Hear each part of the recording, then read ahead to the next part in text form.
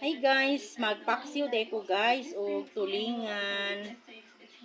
Kusa ni ikuan guys. Nga di ko magkuan guys, magpaksiw. Ang ganda kasi pag-usapan natin yung mga medals ni Luan. Kasi hindi lang yan basta mga medals. Ito ay mga symbol at representation ng disiplina, dedication, pagmamahal, and solid full support. Kasi ang athlete, any kind of athlete, Nga atong butangan ug Bombay. ng pamilya, hindi buo, di ba? Pero sa inyo, Mo ko ni ako ang version sa akong paksiw ahos. saan niyo ito mga nakuha? So, each medal po has a story. Nga. But the very first Luya. was when way back May 2024 Luya.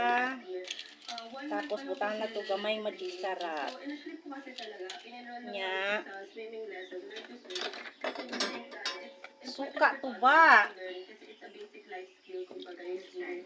And I was like sa team po nila Coach Pat. Yes. Sa all po junior chatters. Nya So, asin. yun po yung ang pag-related triathlon din.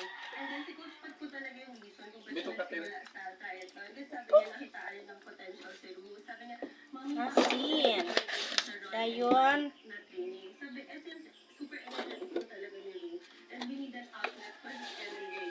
So, sabi Mantika. po, kasi nakita naman namin na talagang na-enjoy niya. Even yung company ng friends niya.